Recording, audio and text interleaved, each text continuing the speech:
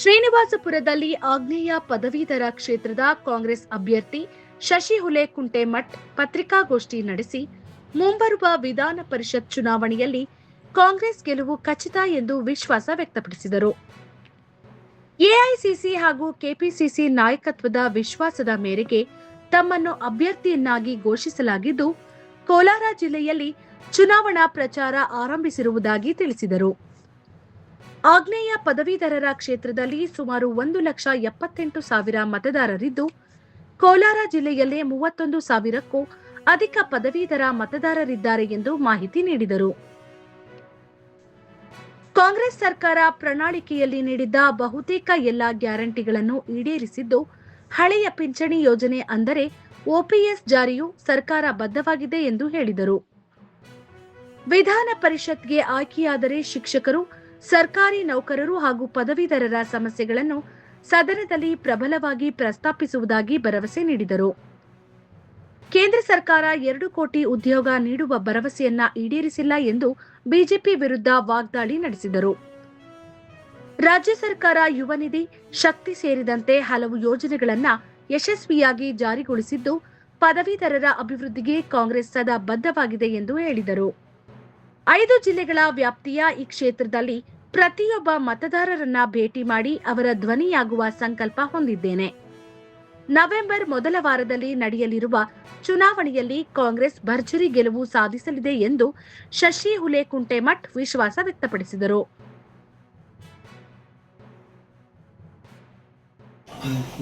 ಶ್ರೀನಿವಾಸಪುರದ ಎಲ್ಲ ಪತ್ರಿಕಾ ಮಾಧ್ಯಮದವರಿಗೆ ನನ್ನ ನಮಸ್ಕಾರಗಳನ್ನ ತಿಳಿಸಕ್ಕೆ ಇಷ್ಟಪಡ್ತೇನೆ.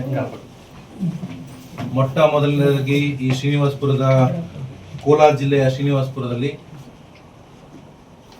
ಎಐಸಿಸಿ ಮತ್ತು ಕೆಪಿಸಿಸಿಯ ಆದೇಶದಂತೆ ಎಲ್ಲರ ಶಾಸಕರ ವಿಶ್ವಾಸವನ್ನು ಪಡೆದು ಸುಮಾರು ಡಿಸೆಂಬರ್ 5ನೇ ತಾರೀಕು ನನ್ನ ಅಭ್ಯರ್ಥಿಯನ್ನಾಗಿ ಘೋಷಣೆ ಮಾಡಿದ ನಂತರ ದಾವಣಗೆರೆ, ಚಿತ್ರದುರ್ಗ ಪ್ರವಾಸವನ್ನು ಮುಗಿಸ್ಕೊಂಡು ಕೋಲಾರ ಜಿಲ್ಲೆಯ ಪ್ರವಾಸವನ್ನು ಭಾನುವಾರ ಮಧ್ಯಾಹ್ನದಿಂದ ನಾನು ಹಮ್ಮಿಕೊಂಡಿದ್ದೇನೆ. ಭಾನುವಾರದಂದು ಶ್ರೀನಿವಾಸಪುರದಲ್ಲಿ ಬರುವಂಥ ಎಲ್ಲ ಮುಖಂಡರು, ಪಕ್ಷದ ಮುಖಂಡರುಗಳಾಗಿರ್ಬೋದು, ಶಿಕ್ಷಕರ ಮುಖಂಡರಾಗಿರ್ಬೋದು, ಅಸೋಸಿಯೇಷನ್ನ ಮುಖಂಡರುಗಳಾಗಿರ್ಬೋದು, ಇವರೆಲ್ಲ ಮುಖಂಡರುಗಳನ್ನ ಭೇಟಿ ಮಾಡಿ ನಿನ್ನೆ ಬೆಳಗ್ಗೆ ರಮೇಶ್ ಕುಮಾರ್ ಸಾಹೇಬರ ಆಶೀರ್ವಾದವನ್ನು ಪಡ್ಕೊಂಡು ಅವರು ಎಲ್ಲಿ ಮುದುಮೋಡು ಚುನಾವಣೆ ಪ್ರವಾಸವನ್ನು ಶುರು ಮಾಡ್ತಿದ್ರು ಅದೇ ಕ್ಷೇತ್ರದಿಂದ ನಾನು ನನ್ನ ಈ ಕ್ಷೇತ್ರದ ಪ್ರವಾಸವನ್ನು ಆರಂಭಿಸಿದ್ದೇನೆ. ಶಿಕ್ಷಕರ ಕ್ಷೇತ್ರ ಒಳಗೊಂಡಂಗೆ ಈ ಕ್ಷೇತ್ರವೂ ಕೂಡ ಪದವೀಧರರನ್ನು ಕೂಡ ಒಳಗೊಂಡು ಸುಮಾರು 1,78,000 ಮತದಾರರನ್ನು ಹೊಂದಿಕೊಂಡಿದೆ. ಈ ಕೋಲಾರ ಜಿಲ್ಲೆಯಲ್ಲಿ ಸುಮಾರು 31,300 ಮತದಾರರಿದ್ದಾರೆ. ಅದರಲ್ಲಿ 16,818 ಮೇಲ್ ಮತದಾರರಿದ್ದಾರೆ. ಫೀಮೇಲ್ ಮತದಾರರು 14,448 ಮತದಾರರಿದ್ದಾರೆ. ಅದರಲ್ಲಿ ಶ್ರೀನಿವಾಸಪುರದಲ್ಲಿ 5,675 ಮತದಾರಗಳನ್ನ ಹೊಂದಿಕೊಂಡು ಈ ಕ್ಷೇತ್ರದಲ್ಲಿ ಪದವೀಧರರು ಬಹಳಷ್ಟು ಕೂಡ ನೋಂದಣಿಯನ್ನು ಮಾಡಿಕೊಂಡಿದ್ದಾರೆ. ಸಹಜವಾಗಿ ಈ ಕ್ಷೇತ್ರವನ್ನ ಬಹಳಷ್ಟು ಜನ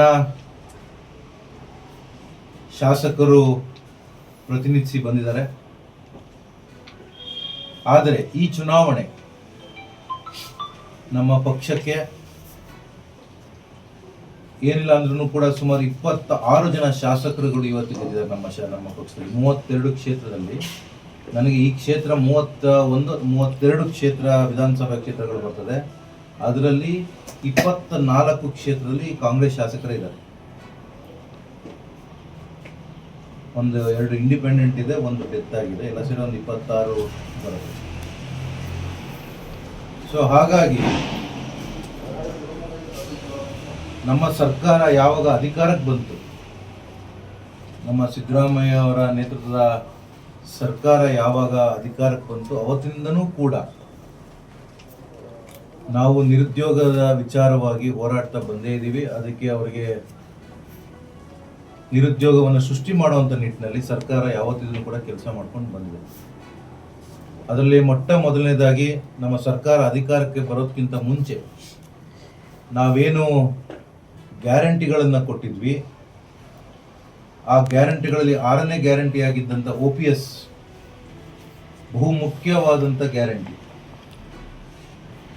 ಆ ಗ್ಯಾರಂಟಿಯನ್ನು ಕೂಡ ಒಳಗೊಂಡಂಗೆ ಇವಾಗ ಚುನಾವಣೆಗೆ ನಾವು ಬಂದಿದ್ದೇವೆ. ಬಹುತೇಕ ಎಲ್ಲ ಗ್ಯಾರಂಟಿಗಳು ನಾವೇನು ಕೊಟ್ಟಿದ್ವಿ, ಪ್ರಣಾಳಿಕೆಯಲ್ಲಿ ನಾವೇನೇನು ಮುದ್ರಿಸಿದ್ವಿ, ಅದರಲ್ಲಿ OPS ಒಂದೇ ಒಂದು ಬಾಕಿ ಉಳಿದಿರುವಂಥದ್ದು. ಅದು ಅವತ್ತಿನ ನಮ್ಮ ಪ್ರಣಾಳಿಕೆಯ ಅಧ್ಯಕ್ಷ ಆದಂಥ ಪರಮೇಶ್ವರ್ ಸಾಹೇಬ್ ನಂತರ ಆ ಸಮಿತಿ ಕೂಡ OPSನ ಮಾಡೇ ಮಾಡ್ತೀವಿ ಅಂತ ಹೇಳಿ ಪ್ರಣಾಳಿಕೆಯಲ್ಲಿ ಕೊಟ್ಟಿದ್ದಂಥದ್ದು. ಇದರಲ್ಲಿ ಶಿಕ್ಷಕರಾಗಿರ್ಬೋದು, ಶಿಕ್ಷಕರೇತರ ಯಾವುದೇ ಸರ್ಕಾರಿ ನೌಕರಿಗೂ ಕೂಡ ಸಹಕಾರವನ್ನು ಉಂಟು ಮಾಡುವಂಥದ್ದು. ಭಾಳ ದೊಡ್ಡ ಮಟ್ಟದ ಕೂಗಿದೆ. ಆ ಕೂಗಿಗೆ ಸ್ಪಂದಿಸುವಂಥ ನಿಟ್ಟಿನಲ್ಲಿ ನಮ್ಮೆಲ್ಲ ಶಾಸಕರ ಒಳಗೊಂಡಂತೆ ಈ ಕ್ಷೇತ್ರಗಳಲ್ಲಿ, ಅಂದರೆ ಆಗ್ನೇಯ ಪದವೀಧರ ಕ್ಷೇತ್ರ ಆಗಿರ್ಬೋದು, ಆಗ್ನೇಯ ಶಿಕ್ಷಕರ ಕ್ಷೇತ್ರ ಆಗಿರ್ಬೋದು, ನಮ್ಮ ಬೆಂಗಳೂರು ಶಿಕ್ಷಕರ ಕ್ಷೇತ್ರ ಆಗಿರ್ಬೋದು, ಬೆಂಗಳೂರು ಪದವೀಧರ ಕ್ಷೇತ್ರ, ಎಲ್ಲ ನಮ್ಮಲ್ಲಿ ಒಳಗೊಂಡ ಎಲ್ಲ ಶಾಸಕರುಗಳು, DT ಶ್ರೀನಿವಾಸ್ ಸಾಹೇಬರು, ಪುಟ್ಟಣ್ಣವರು, ರಾಮೋಜಿ ಗೌಡರು ಎಲ್ಲರೂ ಕೂಡ DK ಶಿವಕುಮಾರ್ ಸಾಹೇಬರಿಗೆ ಈ ಒತ್ತನ್ನು ಹಾಕಿ ಆದಷ್ಟು ಬೇಗ OPS ಅನ್ನು ಘೋಷಣೆ ಮಾಡುವಂಥ ನಿಟ್ಟಿನಲ್ಲಿ ಸರ್ಕಾರ ಕಾರ್ಯವೈಖರಿಯಲ್ಲಿದೆ ಅಂತ ಹೇಳಕ್ಕೆ ಇಷ್ಟಪಡ್ತಾರೆ. ಈ ಚುನಾವಣೆಗೆ ಎಷ್ಟೋ ಮಕ್ಕಳಿಗೆ, ಪದವೀಧರರಿಗೆ ಬಸ್ ಪಾಸ್ ಆಗಿರ್ಬೋದು, ಉಚಿತ ಮಹಿಳೆಯರಿಗೆ ಉಚಿತ ಬಸ್ ಪ್ರಯಾಣದ ವ್ಯವಸ್ಥೆಗಳಾಗಿರ್ಬೋದು, ಅವೆಲ್ಲದನ್ನು ಕೂಡ ನಾವು ಈ ಸರ್ಕಾರದಲ್ಲಿ ಘೋಷಣೆ ಮಾಡಿಕೊಂಡು ಬಂದು ಪ್ರತಿಯೊಂದನ್ನು ಕೂಡ ಅನುಷ್ಠಾನ ಆಗ್ತಾ ಇದೆ. ಎಲ್ಲದಕ್ಕಿಂತ ದೊಡ್ಡ ಕೂಗಾಗಿರುವಂಥ OPS ಕೂಡ ಖಂಡಿತವಾಗ್ಲೂ ಅನುಷ್ಠಾನ ಆಗುತ್ತೆ ಅಂತ ಹೇಳಕ್ಕೆ ನಾನು ಬಯಸ್ತೇನೆ. ಪೂರ್ಣವಾಗಿ ಅದ್ರ ಜೊತೆಗೆ ಯುವ ನಿಧಿನೂ ಕೂಡ ನಾವು ಕೊಟ್ಟಿದ್ದೀವಿ. ಪೂರ್ಣವಾಗಿ ಈ ಕ್ಷೇತ್ರದ ವಿಚಾರವನ್ನ ಮಾತಾಡೋದಕ್ಕೆ ಇಷ್ಟಪಟ್ರೆ,